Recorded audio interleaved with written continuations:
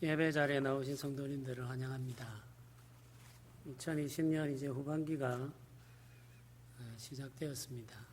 코로나 바이러스로 인해서 수선하고 또 성도들의 삶도 여러 가지 어려움이 많고 힘든 중에 우리가 예배하는 삶을 계속 이어가고 있습니다. 하나님께서 우리에게 은혜 베푸시기를 사모하고 갈망하는 마음을 가지고 예배하면 좋겠습니다. 후반기 우리 예배 시작할 때 부르는 찬양을 조금 바꿔봤습니다. 목마른 사슴 시냇물을 찾아 헤매이듯이 하나님의 은혜를 갈망하고 주의 도우심을 소원하면서 살아가는 우리 삶이 되기를 소망하며 우리 함께 예배하며 찬양하며 나아가기를 원합니다. 목마른 사슴 시냇물을 찾아 헤매이듯이 함께 찬양 드리겠습니다.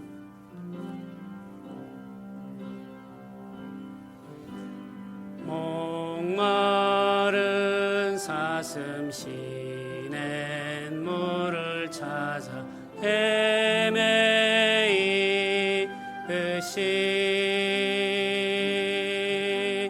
내 영혼 주를 찾기에 갈급하나이다.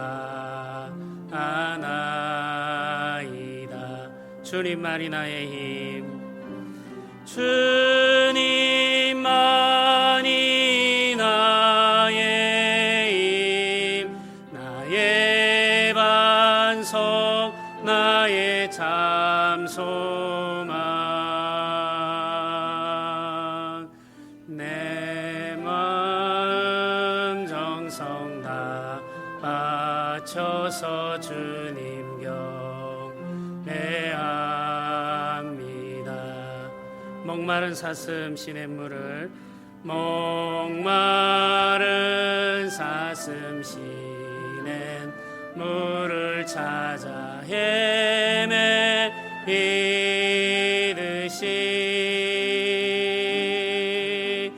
내 영혼 주를 찾기에 갈급하나이다. 주님만이 나의 힘, 주님만이 나의 힘, 나의 방패, 나의 참 소망. 내 마음 정성 다 바쳐서 주님 경배합니다.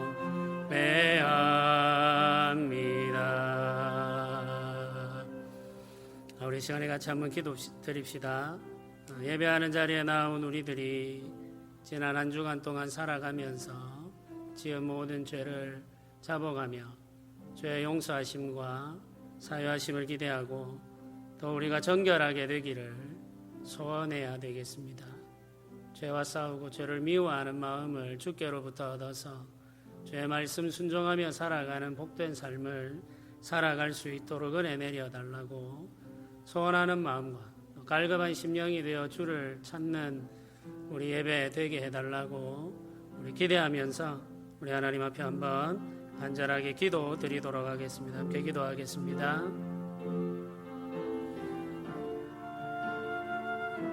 주님 하나님 아버지, 우리를 불쌍히 여겨주시고 은혜 주시옵소서. 아버지, 우리를 붙들어 주시고 조정하여 주시옵소서. 아버지, 우리들 가운데 은혜를 내려 주시옵소서. 아버지, 우리들을 불쌍히 여겨 주시옵소서. 주 하나님 아버지, 그 신은혜와 사랑으로 인도하여 주시옵소서. 아버지, 도와주옵소서. 아버지, 역사하여 주시옵소서. 아버지, 은혜 베풀어 주시옵소서. 주 하나님 아버지께서 우리를 불쌍히 여겨 주시고 아버지 하나님 우리에게 새 마음을 부어주시고 아버지 하나님 우리에게 새 영을 부어주시고 죄로부터 우리를 건져 주옵소서. 죄로부터 주의 교회를 지켜주시옵소서. 아버지 하나님 우리를 도와주시옵소서.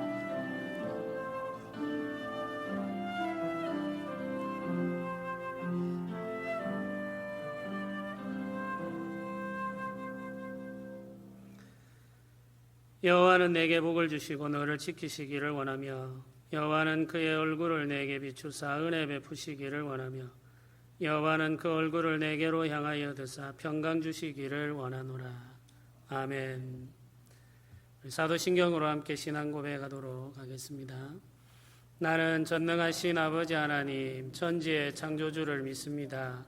나는 그의 유일하신 아들 우리 주 예수 그리스도를 믿습니다. 그는 성령으로 잉태되어 동정녀 마리아에게서 나시고 본디오 빌라도에게 고난을 받아 십자가에 못 박혀 죽으시고 장사된 지 사흘 만에 죽은 자 가운데서 다시 살아나셨으며 하늘에 오르시어 전능하신 아버지 하나님 우편에 앉아 계시다가 거기로부터 살아있는 자와 죽은 자를 심판하러 오십니다. 나는 성령을 믿으며 거룩한 공교회와 성도의 교제와 죄를 용서받는 것과 몸의 부활과 영생을 믿습니다. 아멘. 오늘 함께 나눌 교동문은 소요리 문답 73문에서 75문까지입니다. 제가 질문을 읽도록 하겠습니다. 제8계명은 무엇입니까? 제8계명에서 요구하는 것은 무엇입니까?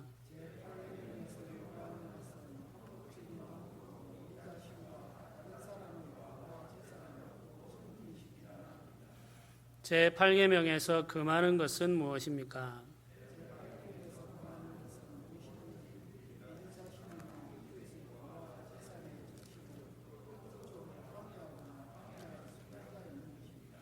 아멘.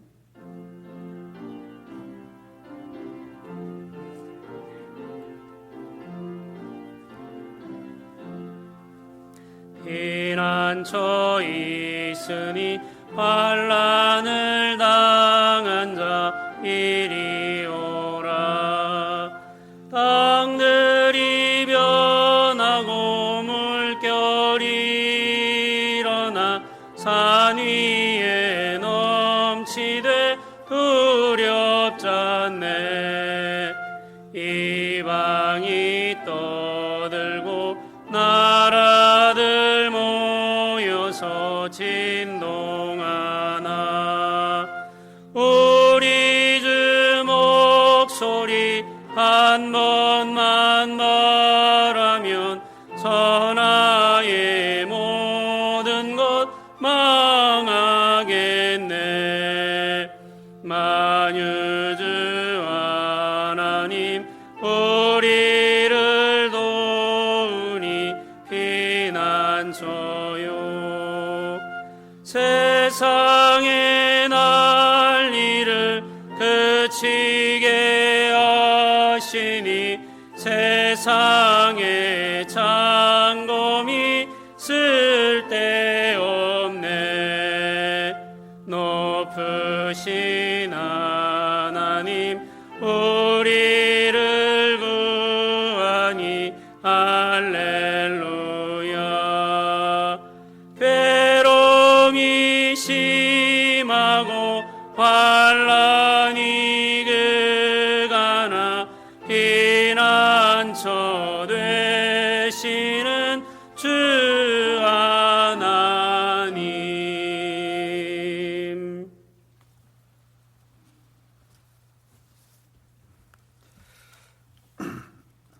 은혜와 긍휼과 평강의 하나님 아버지,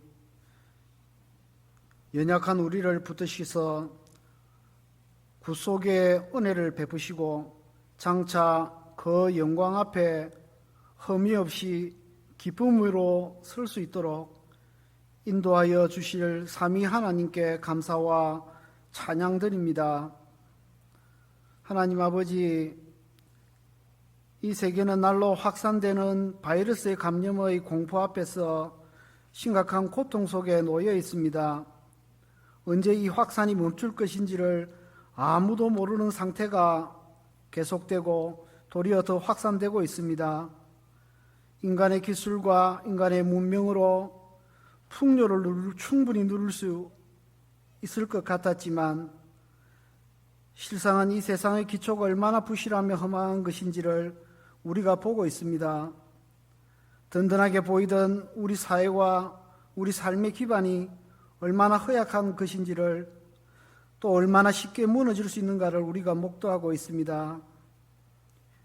이런 위기 앞에서 이 땅에 사는 자들이 자신들의 한계를 돌아보며 이 세상을 창조하시고 다스리시는 하나님 아버지 앞에 나와 겸손하게 무릎 꿇고 참된 지혜를 구하는 자들이 많아지게 하여 주시옵소서.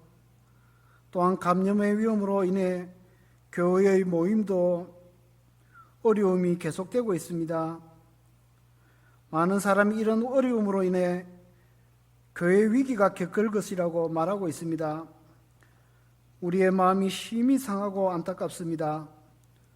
그러나 이 모든 어려움 가운데서도 오직 참된 위로와 평안과 안식은 하나님이 은혜로 우리에게 내려주심을 깨닫고 그 은혜를 사모하고 소망하며 나아가는 저희 교회에 속한 모든 성도들이 되게 하여 주시옵소서. 어떤 상황에서도 예배가 계속되게 하시고 예배의 드림이 우리의 기쁨이요 힘이 되게 하여 주시며 간절한 소원이요 우리의 열망이 되게 하여 주시옵소서. 상황을 따라서 믿음에서 떨어지는 성도가 한 사람도 없도록 우리의 성도들의 심령을 지켜주시옵소서. 오늘은 거룩한 주의 날입니다. 이 주일 예배로 모였습니다. 우리가 이 땅을 살아갈 모든 날 동안 이 주일을 구별하여 귀히 여기는 마음을 주시옵고 이 주일의 중심에 예배가 있음을 기억하며 예배자로 평생을 살아가게 하여 주시옵소서. 이 시간 우리의 몸과 생각과 마음을 온전히 모아 살아계신 하나님께 나아갈 수 있도록 우리의 심령을 붙들어 주시옵소서. 하나님에 대한 경외심과 말씀에 대한 기대와 베풀어 주시는 은혜에 대한 간절함이 우리의 심령에 가득하게 하여 주시옵소서. 주의 성령으로 충만케 하사 하나님의 임재하심과 그 크신 능력과 우리를 향한 사랑을 체험하고 진심으로 주님께 경배하는 시간이 되게 하여 주시옵소서. 이 시간 하나님의 말씀을 전하시는 목사님과 함께 하여 주시고 말씀을 전하시는 일과 성도를 돌아보는 일에 부족함이 없도록 주의 성령으로 충만케 하시고 지혜를 더하여 주시옵소서. 함께 사역하시는 교육자들을 돌보시고 동일한 은혜를 내려 주시옵소서. 어려운 현실이 계속되지만 모든 성도들이 하나님의 말씀을 따라 서로 살펴 섬기며 세우는 성도의 교제에 열심히 내게 하시고 이것이 우리의 열망이 되게 하시고 간절한 소원이 되게 하여 주시옵소서. 모든 예배 시간과 성도들의 모임에 바이러스가 침범하지 못하도록 지켜주시고 우리의 가정과 삶과 일터의 안전을 지켜주시옵소서. 성도들의 필요를 따라 필요한 것들을 공급하여 주시고 채워주시옵소서. 건강을 회복시켜 주시고 경제적 필요가 채워지게 하시며 지혜를 주시고 날마다의 삶을 돌아보아 주시옵소서. 그들의 걸음을 지켜주시옵소서. 유초등부와 중고등부에 속한 우리의 자녀들에게 하나님께서 은혜 베푸셔서 어려운 여건 속에서도 하나님을 만나고 하나님의 임재를 체험함으로 일찍부터 말씀 안에서 자라나서 하나님 나라의 귀한 자들로 자라나게 하여 주시옵소서. 이 시간 흩어진 우리 모든 성도들과 이 땅에 세우신 모든 교회들을 하나님의 말씀 안에 온전히 세워주시기를 간절히 바라오며 예수님의 이름으로 기도드리옵나이다.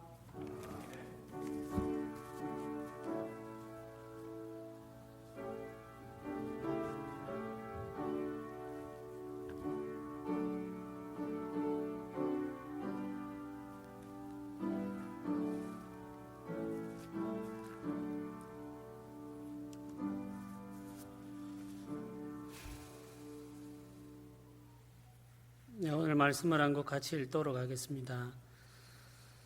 오늘 말씀은 창세기 15장 말씀입니다. 1절부터 21절까지 말씀을 제가 봉독해 드리도록 하겠습니다. 창세기 15장 1절부터 21절까지 말씀입니다. 우리에게 주신 하나님의 말씀을 제가 봉독하도록 하겠습니다. 이후에 여호와의 말씀이 환상 중에 아브라함에게 임하여 이르시되 아브라함아 두려워하지 말라. 나는 내 방패여 너의 지극히 큰 상급이니라. 아브라함이 이르되 주 여호와여 무엇을 내게 주시려 하나이까. 나는 자식이 없사오니 나의 상속자는 이 다메섹 사람 엘리에셀이니이다. 아브라함이 또 이르되 주께서 내게 씨를 주지 아니하셨으니 내 집에서 길린 자가 내 상속자가 될 것이니이다. 여호와의 말씀이 그에게 임하여 이르시되 그 사람이 내 상속자가 아니라 내 몸에서 날 자가 내 상속자가 되리라 하시고 그를 이끌고 밖으로 나아가 이르시되 하늘을 우러러 뭇별을 셀 수 있나 보라. 또 그에게 이르시되 내 자손이 이와 같으리라. 아브라함이 여호와를 믿으니 여호와께서 이를 그의 의로 여기시고 또 그에게 이르시되 나는 이 땅을 내게 주어 소유를 삼게 하려고 너를 갈대아인의 우르에서 이끌어낸 여호와니라. 그가 이르되 주 여호와여 내가 이 땅을 소유로 받을 것을 무엇으로 알리이까. 여호와께서 그에게 이르시되 나를 위하여 3년 된 암소와 3년 된 암염소와 3년 된 순양과 산비둘기와 집비둘기 새끼를 가져올지니라. 아브라함이 그 모든 것을 가져다가 그 중간을 쪼개고 그 쪼갠 것을 마주대하여 놓고 그 새는 쪼개지 아니하였으며 솔개가 그 사체 위에 내릴 때에는 아브라함이 쫓았더라. 해질 때에 아브라함에게 깊은 잠이 임하고 큰 흑암과 두려움이 그에게 임하였더니 여호와께서 아브라함에게 이르시되 너는 반드시 알라. 내 자손이 이방에서 객이 되어 그들을 섬기겠고 그들을 400년 동안 내 자손을 괴롭히리니 그들이 섬기는 나라를 내가 징벌할지며 그 후에 내 자손이 큰 재물을 이끌고 나오리라. 너는 장수하다가 평안히 조상에게로 돌아가 장사될 것이요 내 자손은 4대 만에 이 땅으로 돌아오리니 이는 아모리 족속의 죄악이 아직 가득 차지 아니함이니라 하시더라. 해가 져서 어두울 때에 연기 나는 화로가 보이며 타는 횃불이 쪼갠 고기 사이로 지나더라. 그날에 여호와께서 아브라함과 더불어 언약을 세워 이르시되 내가 이 땅을 애굽 강에서부터 그 큰 강 유브라데까지 내 자손에게 주노니 곧 겐 족속과 그니스 족속과 간몬 족속과 헷 족속과 그리스 족속과 르바 족속과 아모리 족속과 가나안 족속과 기르가스 족속과 여부수 족속의 땅이니라 하셨더라. 아멘.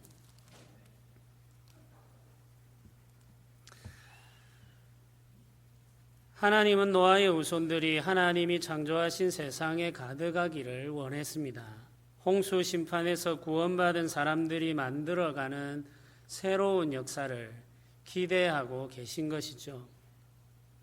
아담의 후손들이 범죄하여 온 세상을 고통 속에 빠뜨리게 되자 하나님께서 그 땅을 물로 심판하여 정결하게 하시고 노아의 후손들로 인하여서 이 땅이 새롭게 되는 것을 기대하셨던 것입니다. 그러나 노아의 후손들은 마음이 부패하여 쉽게 악으로 기울어지는 습관을 가지고 있었습니다. 하나님의 뜻을 이루기보다는 자기 뜻을 이루는 데 열심이었고 하나님의 말씀에 순복하기보다는 자기 주장을 앞세우는 것이 더 자연스러웠습니다. 하나님의 뜻은 거룩하기 때문에 뜻이라고 말하지만 우리가 가지고 있는 뜻은 죄에 오염되어 있기 때문에 욕망이라고 이야기합니다. 노아의 후손들 역시 그 마음이 부패하여서 쉽게 악으로 기울어져 하나님의 뜻을 쫓아 살기보다는 자기 욕망을 이루기 위해 쉼없이 달려가는 인간의 본성을 그대로 드러내고 말았습니다. 우리는 이 땅의 역사가 선으로 가득하기를 기대하지만 이는 이루어지지 않을 소망입니다. 성군이라 일컬어지는 왕의 시대에도 고통 속에 우는 약한 자들이 많았습니다.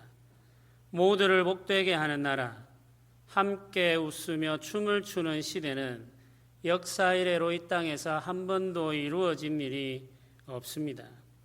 경제 지표가 나아지고 국경이 넓어지는 업적을 이루는 왕들과 그의 시대가 있었던 것은 사실입니다. 그러나 이들도 약한 사람들을 고통에서 완전히 구원하지는 못했습니다. 나라의 살림살이가 더 나아지고 나라가 강해지고 땅이 넓어지는 이런 위대한 일을 이루는 왕들이 있었으나 그들도 약한 자들을 고통으로부터 완전히 구원할 수는 없었던 거죠. 경제 지표가 나아지기 위해서는 쉼 없는 노동을 견뎌야 하는 사람들이 있었고, 국경을 넓히기 위해서는 피 흘리며 죽어가는 젊은이들이 필요했습니다. 그렇게 쓰러져간 사람들의 고통에 기대어서 나라가 발전하고 성장해 온 것이죠. 인류의 역사는 하나님을 대적하는 방향으로 달려왔고 또 조직화되었습니다. 나라가 커지고 조직화될수록 하나님을 대적하는 힘도 함께 강해졌습니다. 세상 나라가 악으로 기울어지는 것을 이상하게 생각해서는 안 됩니다. 이는 필연적인 현상입니다. 선한 의지를 가진 통치자들이 다스리는 시대라 할지라도 그러합니다. 그들 역시 불완전한 사람이며 죄의 영향력 아래에 있는 연약한 자들이기 때문이죠. 그러므로 세상 나라의 역사는 불완전한 상태로 흔들리며 악으로 기울어질 수밖에 없습니다. 불행하게도 우리에게는 이를 피할 수 있는 길도 이를 막을 수 있는 방법도 없습니다. 노아의 후손들도 같은 길을 걸어갔습니다. 하나님의 말씀을 따라 살아가기를 거절하고 조직적으로 하나님을 대적한 것이죠. 이렇게 세상 나라의 역사가 시작되었습니다. 세상 나라는 그 역사를 시작할 때부터 하나님을 대적했습니다. 하나님을 대적하는 무리를 이끈 첫 지도자는 니므롯이라는 사람이었습니다. 성경은 이 사람을 용사라고 부릅니다. 창세기 10장 8절에서 12절은 니므롯을 이렇게 소개하고 있습니다. 성경의 기록이 이렇습니다. 구스가 또 니므롯을 낳았으니 그는 세상의 첫 용사라. 그가 여호와 앞에서 용감한 사냥꾼이 되었으므로 속담에 이르기를 아무는 여호와 앞에 니므롯같이 용감한 사냥꾼이로다 하더라. 그의 나라는 시날 땅의 바벨과 에렉과 악갓과 갈레에서 시작되었으며 그가 그 땅에서 아수르로 나아가 니느웨와 르호보딜과 갈라와 및 니느웨와 갈라 사이의 레센을 건설하였으니 이는 큰 성읍이라. 니므롯을 가리켜 첫 용사다 이렇게 표현하는데 용사라는 말은 전쟁에 능한 사람이라는 뜻입니다. 니므롯은 사람들을 조직하여 싸우는 전쟁에 매우 탁월한 능력을 드러낸 최초의 사람이었습니다. 전쟁의 기술을 터득한 니므롯은 땅을 차지했고 그 땅 위에 성을 쌓아 나라를 건설했습니다. 니므롯은 나라를 다스리는 왕이 된 최초의 사람이라고 할 수 있겠습니다. 넓은 땅을 차지하고 그 땅에 사람들을 모아들이고 그 사람들을 조직화해서 나라를 이룬 최초의 사람이 바로 니므롯이라는 말이죠. 이 니므롯이 건설한 도시가 바로 바벨입니다. 바벨은 단순한 탑이 아니라 사람들이 사는 거대한 도시였습니다. 우리가 바벨탑이라고 이야기해서 이 바벨을 탑으로 여기는 분들이 있지만 바벨은 사람들이 모여 사는 탑입니다. 도시입니다. 니므롯은 홍수와 같은 하나님의 심판에 견딜 수 있는 도시를 꿈꾸고 이 도시를 건설했던 것이죠. 이 바벨을 높은 곳에 건설하려고 했던 이유는 하나님의 심판을 피하기 위해서입니다. 정확하게 표현하면 이 하나님의 심판에도 대적할 수 있는 높은 곳, 하늘까지 닿을 만한 곳에 도시를 건설하고 싶었던 것이죠. 니므롯의 계획은 창세기 11장 1절에서 4절에 기록되어 있습니다. 성경은 이렇게 말합니다. 온 땅의 언어가 하나요, 말이 하나였더라. 이에 그들이 동방으로 옮기다가 시날 평지를 만나 거기 거류하며 서로 말하되 자 벽돌을 만들어 견고히 굽자 하고 이에 벽돌로 돌을 대신하며 역청으로 진흙을 대신하고 또 말하되 자 성읍과 탑을 건설하여 그 탑 꼭대기를 하늘에 닿게 하여 우리 이름을 내고 온 지면에 흩어짐을 면하자 하였더니 니므롯은 자기 이름을 온 세상에 알릴 나라를 꿈꾸었습니다. 그러나 하나님께서 니므롯이 하는 일을 막으셨죠. 사람들이 흩어지기 시작했고 니므롯이 꿈꾸었던 나라의 역사는 이루어지지 못한 채 전설로 남게 되었습니다. 니므롯이 꿈꾸었던 나라의 역사를 좌절시키신 하나님은 하나님 나라의 역사를 시작하셨습니다. 하나님께서 꿈꾸는 나라의 역사를 시작하기 위해 부르신 사람이 아브라함입니다. 아브라함과 그의 아내 사라는 갈대아 우르에서 하나님의 부름을 받았습니다. 하나님의 부름을 받을 때 아브라함에게는 자녀가 없었습니다. 그의 아내 사라가 불임의 여성이었기 때문이죠. 아내는 자녀를 낳을 수 없는 몸이었고 아브라함은 나이 들어 자녀를 낳을 수 없는 상태가 되어가고 있었습니다. 하나님은 이런 상태에 있는 아브라함을 부르시고 하나님 나라의 꿈을 그에게 보여주셨습니다. 하나님께서 아브라함을 부르시고 그에게 약속하신 복이 창세기 12장 1절부터 3절에 기록되어 있습니다. 성경은 하나님의 약속을 이렇게 기록합니다. 여호와께서 아브라함에게 이르시되 너는 너의 고향과 친척과 아버지의 집을 떠나 내가 내게 보여줄 땅으로 가라. 내가 너로 큰 민족을 이루고 내게 복을 주어 내 이름을 창대하게 하리니 너는 복이 될지라. 너를 축복하는 자에게는 내가 복을 내리고 너를 저주하는 자에게는 내가 저주하리라. 하나님은 아브라함을 불러 큰 민족을 이루게 하시고 그의 이름을 창대하게 하실 뿐만 아니라 그 민족으로 하여금 온 세상에 복이 되게 하겠다고 말씀하셨습니다. 니므롯은 스스로의 이름을 세상에 떨치기 위해 거대한 도시를 건설했죠. 여호와 하나님께서 그 역사를 좌절시키신 이후에 아브라함을 부르시고 그 사람으로 하여금 큰 민족을 이루게 하시고 그 이름을 세상에 떨치게 하시고 그 민족이 세상에 복이 되게 하겠다고 약속하셨습니다. 하나님이 아브라함을 통해 이루고자 하신 것은 온 세상을 복되게 하는 나라입니다. 아브라함을 불러 하나님 나라의 역사를 시작하신 하나님께서 아브라함과 언약을 세우셨습니다. 하나님께서 아브라함과 세우신 언약이 오늘 우리가 읽은 성경에 기록되어 있습니다. 오늘 본문은 이렇게 시작합니다. 이후에 여호와의 말씀이 환상 중에 아브라함에게 임하여 이르시되. 이후에라는 말은 이런 일이 일어난 후에 이런 뜻입니다. 이런 일들이 일어난 후에 여호와의 말씀이 환상 중에 아브라함에게 임하였습니다. 이런 일들이라는 것은 창세기 14장에 기록된 것들을 가리킵니다. 아브라함은 가나안 지역에서 유목을 하며 살았습니다. 자기 땅이 없었기 때문에 한 곳에 정착할 수 없었죠. 그런데 소돔 성에 정착하여 살던 조카 롯이 포로 잡혀갔다는 소식을 듣고 엘람 왕 그돌라오멜과 전쟁을 치르게 됩니다. 엘람 왕 그돌라오멜은 당시 가나안 지역에서 가장 영향력 있는 왕이었습니다. 그 지역의 맹주였다는 말이죠. 아브라함이 조카 롯을 구원하기 위해 이 왕과 전쟁을 벌였던 것이죠. 밤에 기습함으로 조카 롯을 구원할 수 있었지만 앞으로의 일을 장담하기가 어려웠습니다.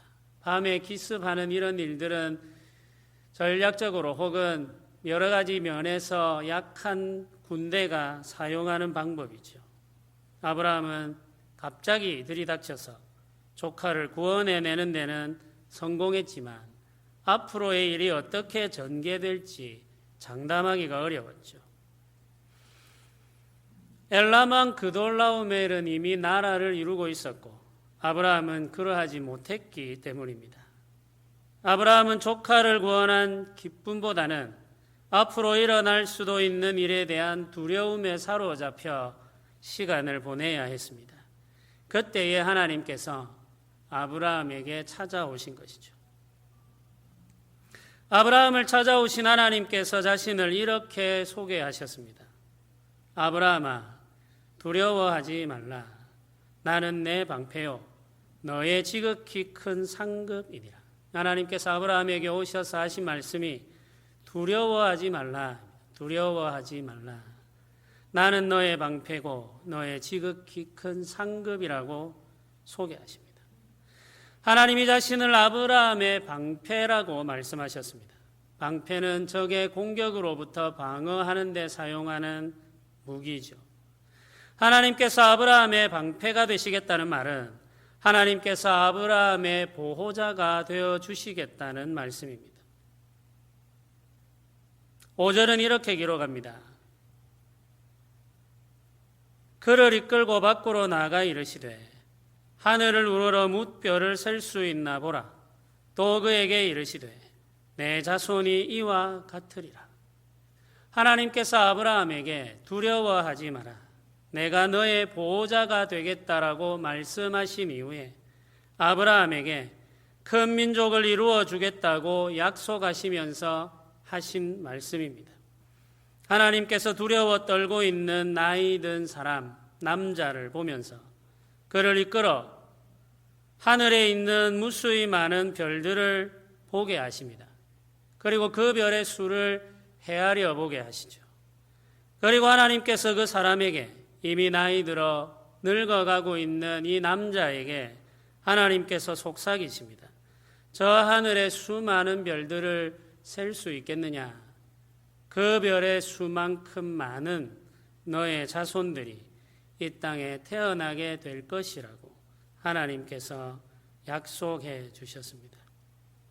하나님께서 하늘에 반짝이는 수많은 별을 보여주시면서 아브라함에게 약속하신 것이죠.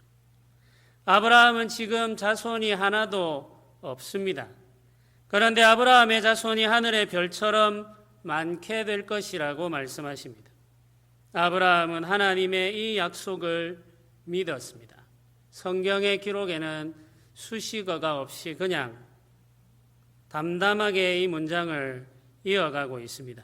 하나님께서 아들이 없어 이미 나이 들어 있는 아브라함을 불러 하늘의 별을 보여주시면서 저 별처럼 많은 자손을 너에게 주겠다고 말씀하셨는데 아브라함은 그 말씀을 듣고 믿었다는 것이죠.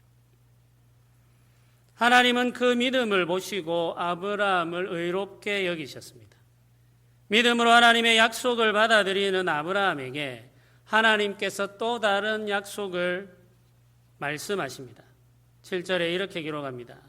또 그에게 이르시되 나는 이 땅을 내게 주어 소유를 삼게 하려고 너를 갈대아인의 우르에서 이끌어낸 여호와이니라. 자손을 주시겠다고 약속하신 하나님께서 이번에는 땅을 주시겠다고 말씀하십니다. 땅을 주시겠다는 하나님의 말씀을 듣고 아브라함이 하나님에게 질문했습니다. 8절입니다. 이렇게 질문한 것이죠. 그가 이르되 주 여호와여 내가 이 땅을 소유로 받을 것을 무엇으로 알리까?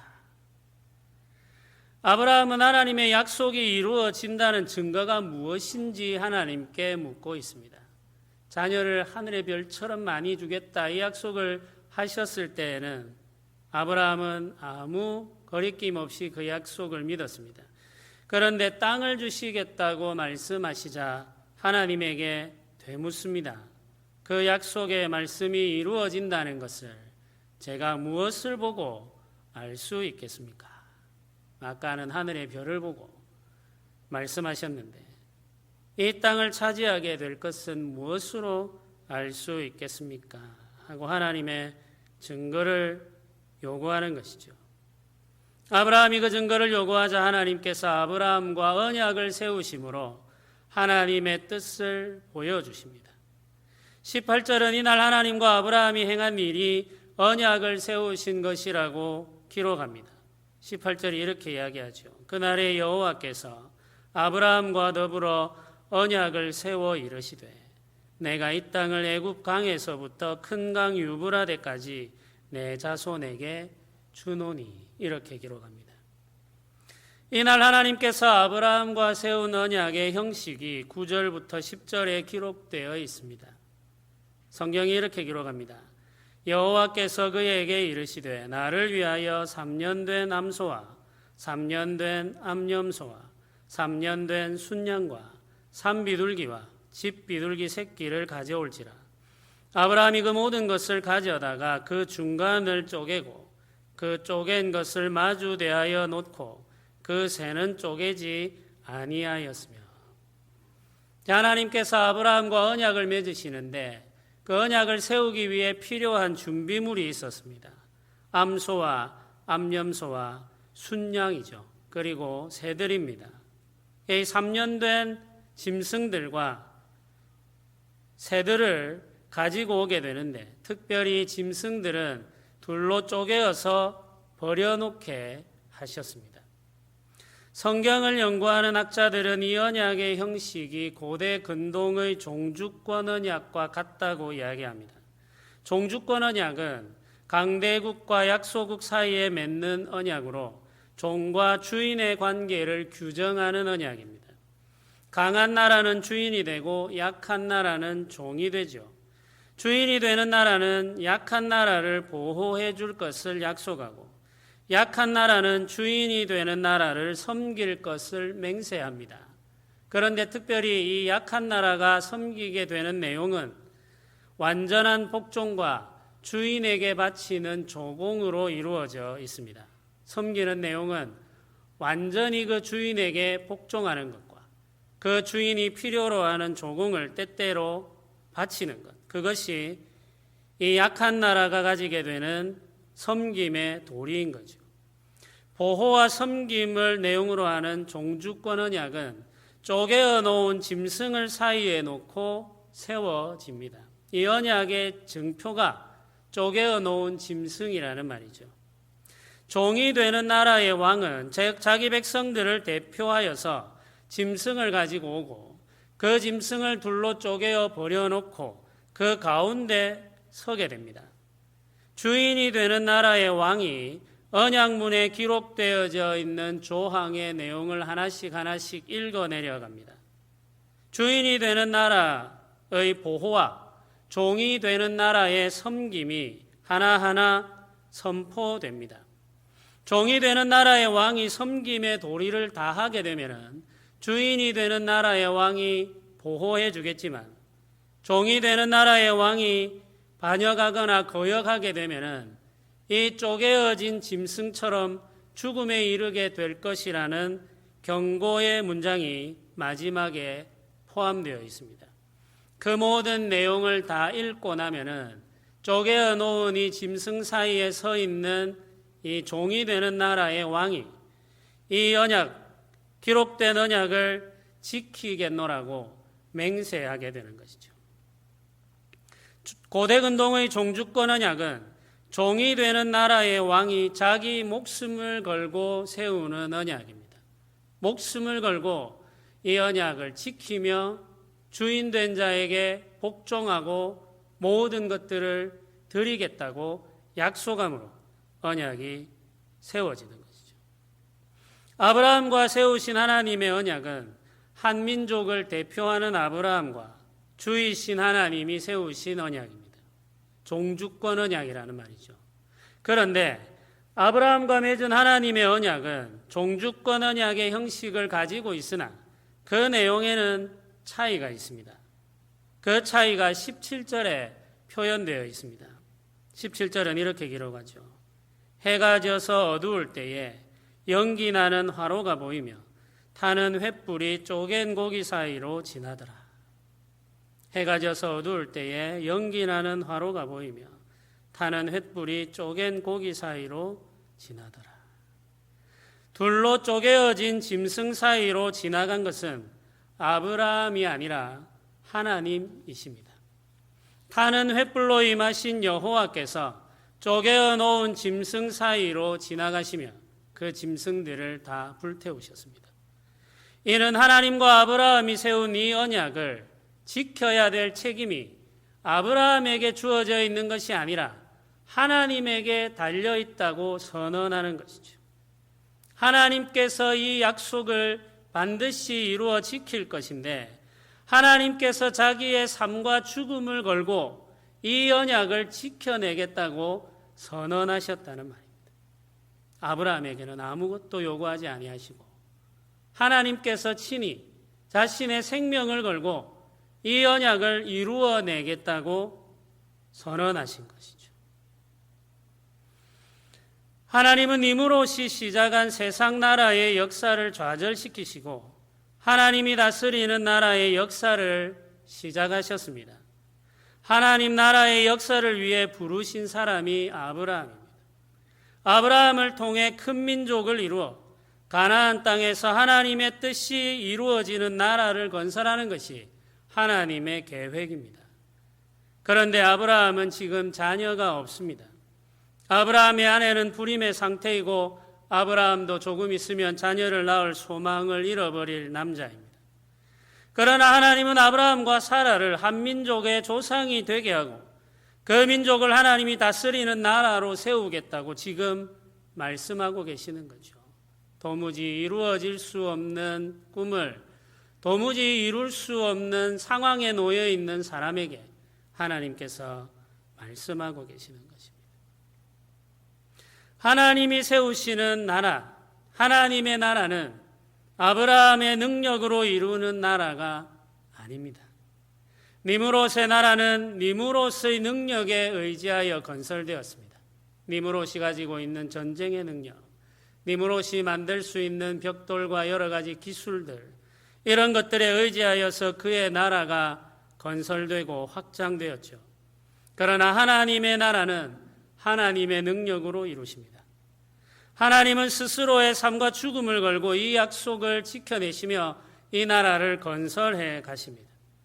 하나님께서 계획하신 나라의 역사를 하나님의 주권적인 능력으로 이루어 가시는 것이죠. 아브라함의 능력이 아니라 하나님의 능력입니다.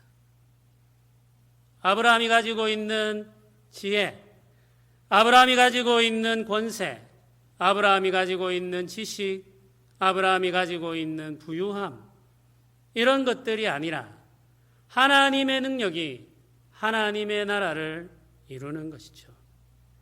오늘날 교회는 그 나라와 역사를 이루어가기 위해서 돈도 필요하고 권력도 필요하고 많은 사람들의 숫자도 필요하다고 말합니다. 그러나 그런 것으로는 하나님의 나라를 이루어 갈 수 없습니다. 돈을 가진 사람, 권력을 가진 사람, 힘 있는 사람, 지식을 가진 사람을 의지해서는 하나님의 나라를 이루어 갈 수 없죠. 하나님의 나라는 오직 하나님의 능력으로 이루어 가시는 나라이기 때문입니다. 이스라엘의 역사는 은혜의 역사였습니다. 이스라엘이라는 민족이 이루어진 것이 하나님의 은혜이며 이스라엘이 자유하는 민족이 된 것도 하나님의 은혜이고 이스라엘이 땅을 얻게 된 것도 하나님의 은혜였습니다. 이스라엘에게 필요한 것은 하나님의 약속을 믿는 믿음뿐이었습니다. 하나님은 그 믿음을 의로 여기시고 그에게 복을 주셨습니다. 우리에게 필요한 것 역시 믿음뿐입니다. 이 시대를 살아가면서 하나님이 기뻐하시는 교회를 이루며 죄와 싸워 이기는 정결한 백성들의 공동체를 이루어 이 세상 가운데 거룩한 하나님 나라의 역사를 증거하는 하나님이 기뻐하시는 그 나라의 역사를 드러내는 교회를 이루는 것은 하나님의 능력입니다. 우리가 아니라 하나님이시죠. 그러므로 우리는 그 하나님을 믿음으로 말미암아 예배하며 그 하나님을 믿음으로 말미암아 살아가야 합니다.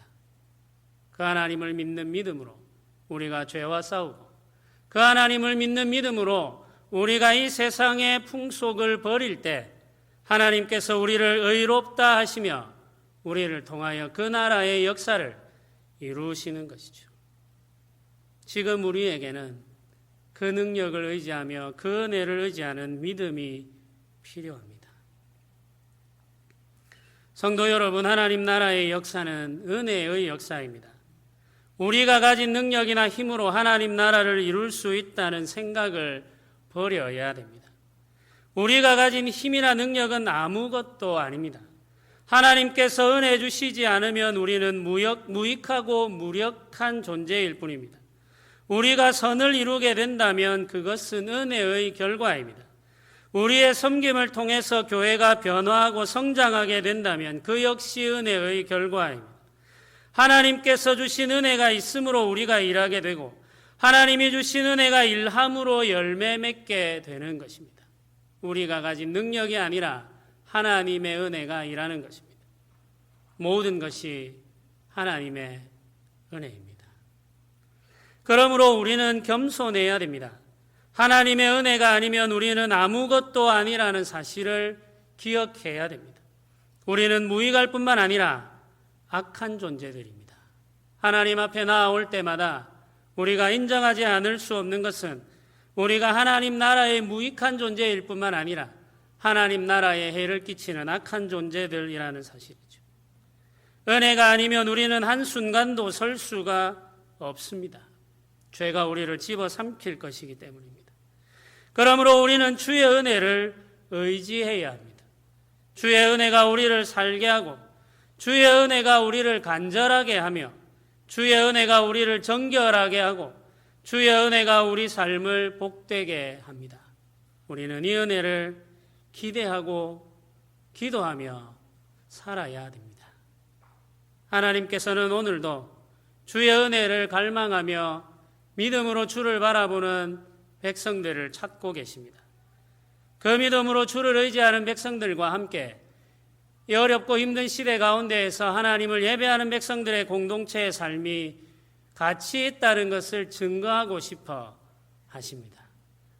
우리가 가지고 있는 사명, 우리가 이 시대에 해야 할 일은 우리 예배가 도대체 이 시대 가운데 무슨 쓸모가 있는지를 증명해내는 것입니다. 세상은 우리에게 거듭하여 질문하고 있습니다. 매주일마다 너희들이 그렇게 열심히 모여서 하는 예배가 도대체 무슨 유익이 있느냐고 묻습니다.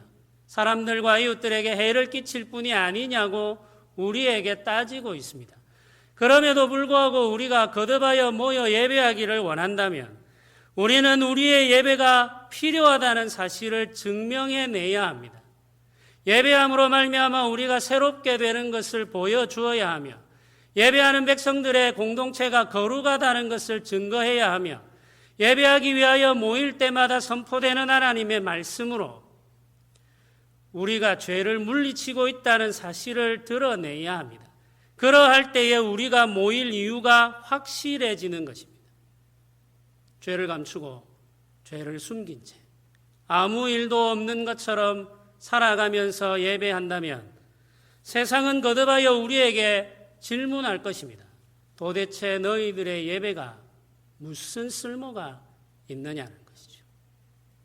구약시대에 하나님께서 한 선지자를 통해서 이런 말씀을 주신 일이 있습니다. 이 성전문을 누군가가 닫아버렸으면 좋겠다. 이런 말씀을 하신 일이 있습니다. 저는 지금 우리 시대가 그런 시대가 아닌가 조심스럽게 질문해 봅니다. 하나님도 혹시 지금 우리 예배하는 이 공간의 문을 닫아버리고 싶으신 것 아닌가? 아무 능력이 없는 예배, 죄를 드러내지 못하는 예배, 하나님의 거룩한 뜻을 드러내지 못하는 예배, 하나님의 나라가 이 시대 가운데에도 임하고 있다는 사실을 증거하지 못하는 예배, 그런 예배가 매일마다 반복되는 것이 도대체 하나님께 무슨 쓸모가 있느냐고 묻고 있는 것 아닌가 하는 질문을 하게 됩니다. 두려워하지 않을 수 없습니다. 성도 여러분, 하나님 앞에 기도합시다. 하나님의 나라는 우리의 능력이 아니라 주의 능력이, 주의 은혜가 이끌어가는 나라입니다. 그러므로 우리는 그 은혜를 의지하며 그 능력을 힘입어 살아야 됩니다. 우리에게 필요한 것은 주의 능력을 의지하는 믿음입니다. 정결한 마음으로 주께 나와 예배함으로 주를 의지하고 주를 기다리는 것만이 우리가 할 수 있는 일의 전부입니다. 우리 예배는 그것을 위해서 허락된 것입니다. 하나님 앞에 소원하며 기도합시다. 주의 은혜로 우리를 채워주시고 주의 은혜로 우리를 복되게 하시며 주의 은혜로 우리를 새롭게 하여 주시옵소서. 이 시대 가운데에서 거룩한 하나님의 백성들의 공동체로 세워질 수 있도록 우리를 붙들어 주시고 죄로부터 우리를 지켜 주시옵소서. 우리 소원을 가지고 말씀 생각하시면서 함께 기도 드리겠습니다.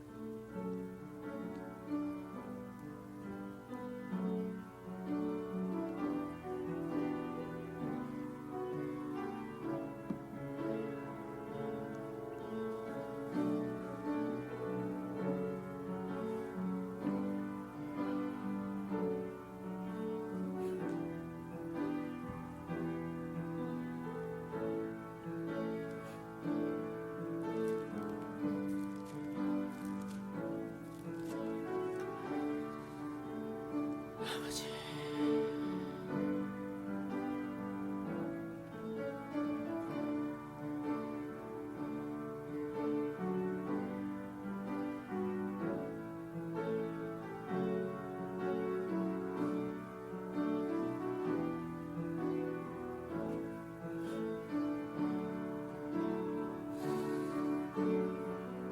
아버지,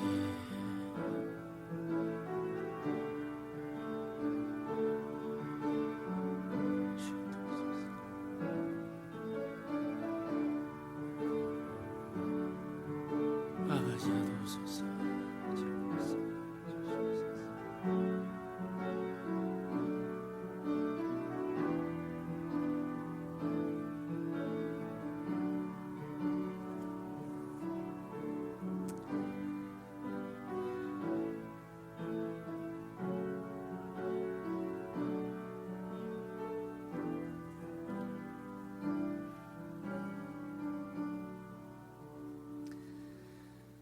찬송가 411장을 함께 찬양드리겠습니다.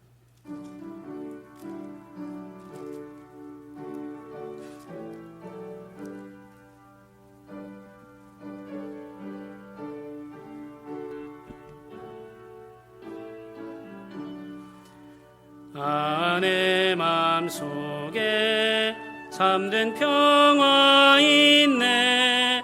주 예수가 주신 평화. 시험 닥쳐와도 흔들리지 않아. 아귀하다 이 평안함. 주가 항상 계셔 내 맘속에. 주가 항상 계셔 기쁘다. 주 나의 맘에 계셔 위로하시네. 어찌 내가 주를 떠나 살까. 이 귀한 평화 내가 받고 보니 내 슬픔이 사라지고 마음의 기쁨 넘쳐 주를 찬양하네. 아 평화의 임금 예수. 주가 항상 계셔 내 맘속에. 주가 항상 계셔 아 기쁘다.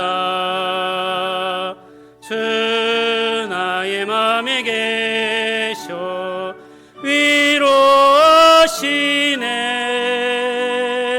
어찌 내가 주를 떠나 살까.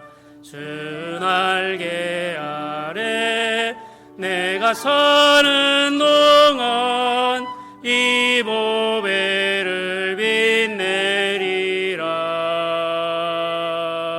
기쁜 그날이와 주를 만나 뵐 때 아 그 평화 영원하리.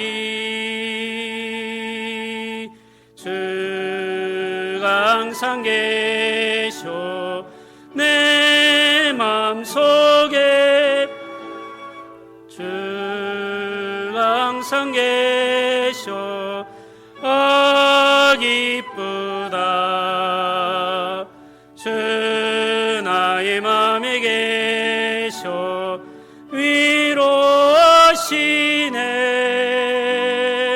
어찌 내가 주를 떠나 살까. 아멘. 감사기도 드리겠습니다. 은혜로우신 하나님 아버지 감사합니다. 오늘도 우리가 주의 은혜를 의지하여 예배하는 자리에 나와왔습니다. 우리의 허물과 죄를 가지고 나와 우리 주 예수 그리스도 십자가 보혈 공로로 씻음 받고 다시 정결하게 되어 살고자 합니다. 죄와 싸우고자 하는 마음을 우리에게 허락하시고 죄와 싸워 이길 수 있는 능력을 교회에 부어 주시옵소서. 전병성 목사님의 장례식을 잘 마칠 수 있게 하심을 감사드립니다. 자녀 결혼을 감사하며 하나님 축복이 가정에 임하기를 소원하며 감사합니다. 군복무 중에 건강 주시고 평안하게 하신 하나님께 감사합니다. 진급할 수 있게 하심을 감사하며 하나님 자녀 삼으시고 하나님 나라의 소망 갖게 하심을 감사하며 믿음으로 나아가게 하심을 감사하며 범사에 감사함으로 하나님이 주신 것 가운데 열의 하나를 구별하여 드림으로 감사하고 전도와 선교를 위해서 맥주 감사 주일을 보내며 하나님께 감사의 예물을 드립니다. 주여 우리가 이 예물을 드릴 때 우리 마음과 몸을 함께 드리오니 주의 손에 받으시고 깨끗하게 하셔서 생명을 살리며 이 땅을 회복하는 선한 일에만 쓰이게 하여 주시옵소서. 주께서 우리를 복되게 하시기를 원하며 우리를 통하여서 이 땅이 복되게 되기를 원하오니 아버지여 주의 교회가 예배하는 백성들의 공동체가 이 땅에 복이 되게 하여 주시옵소서. 예수님의 이름으로 기도드립니다. 아멘. 지금은 우리 주 예수 그리스도의 은혜와 하나님의 크신 사랑과 성령의 교통하심이 주의 은혜를 의지하여 살기를 소원하는 주의 백성들의 머리 위에 지금부터 영원토록 함께 있을지어다. 아멘.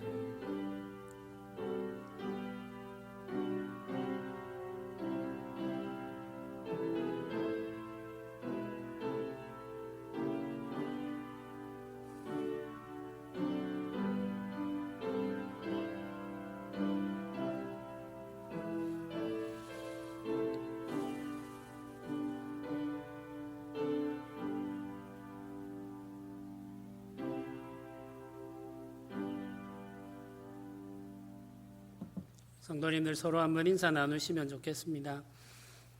복된 삶을 사시기를 바랍니다 하고 서로에게 축복해 주시면 감사하겠습니다. 광고 말씀을 몇 가지 드리겠습니다. 교회 소그룹 모임을 통해서 코로나 바이러스가 전염되는 사례가 지속적으로 발생하고 있습니다. 교회를 통한 감염 사례가 이어지지 않도록 기도해 주시기 바라고 우리 교회를 위해서도 특별히 기도해 주시기를 바랍니다. 정부가 공제하는 여러 가지 일들 때문에 마음이 상하는 분들이 있을 줄 알고 있습니다. 그러나 우리가 이 모든 일들과 관련해서 불평하기보다는 우리가 예방수칙을 잘 지켜서 속히 이 상황을 벗어날 수 있도록 마음과 힘을 모아주시기를 부탁드립니다.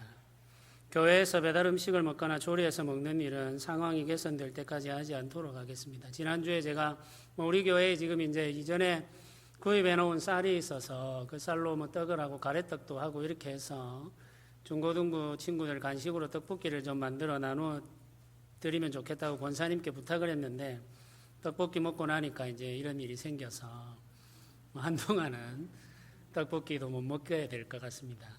우리 중고등부 친구들이 한 달에 한 번씩 이렇게 떡볶이 시켜 주문해서 먹고 이렇게 하곤 했는데 그 일도 한동안은 못하게 될 것 같습니다. 주일 오전 예배, 수요 성경 공부, 금요 기도회와 새벽 기도회는 정상적으로 진행할 수 있습니다. 그래서 사모하는 마음을 가지고 기도해 주시고 참여해 주시면 좋겠습니다. 특별히 요즘 금요 기도회는 김성대 목사가 출애굽기를 하게 하고 있습니다. 은혜로운 시간입니다. 사모하는 마음을 가지고 계신 분들은 함께 하시면 좋겠습니다. 윤순옥 사모님 가정에서 장례 기간 중 위로해 주신 성도님들에게 감사하는 마음으로 떡을 준비해 주셨습니다.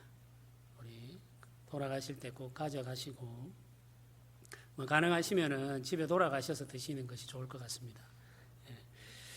정영자 집사님께서 추중에 하지정맥류 수술을 하셨습니다. 회복과 건강을 위해서 기도 부탁드립니다. 이 집사님께서 소식도 알리지 않으시고 병원에 가셔서 수술도 하시고 잘 마무리하셔서 오늘도 예배 자리에 오셨는데, 제가 부탁을 드리는 것은 혼자 몰래 병원 가지 마시고 반드시 구역장과 저에게 알려주시면 좋겠습니다. 제가 우리 어르신들이 소식을 알리지 않고 몰래 병원에 가시면은 윤 목사 별로 필요 없다 이렇게 생각하는 것 같은 느낌이 듭니다. 제가 기도한다고 금방 병이 낫고 뭐 이런 일은 일어나지 않습니다만은, 그래도 제가 모르고 지나가는 일이 없도록 그렇게 꼭 알려주십시오.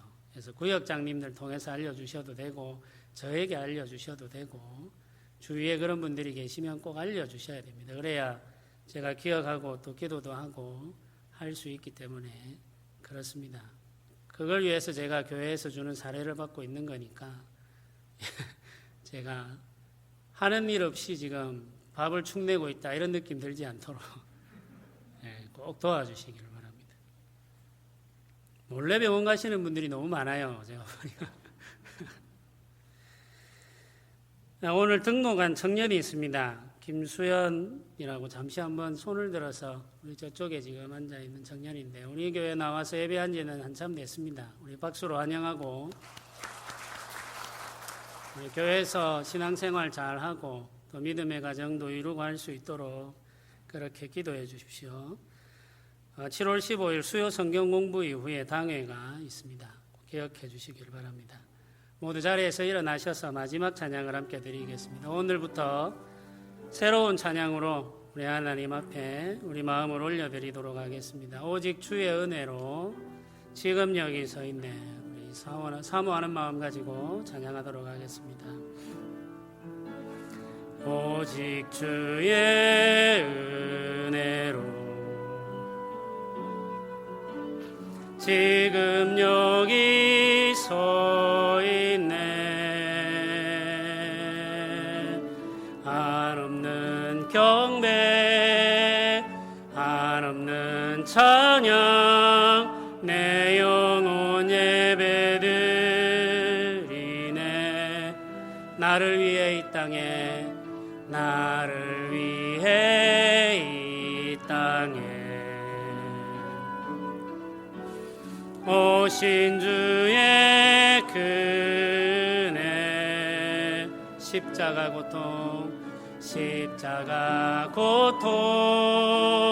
이기신 주님 그네 어찌 주리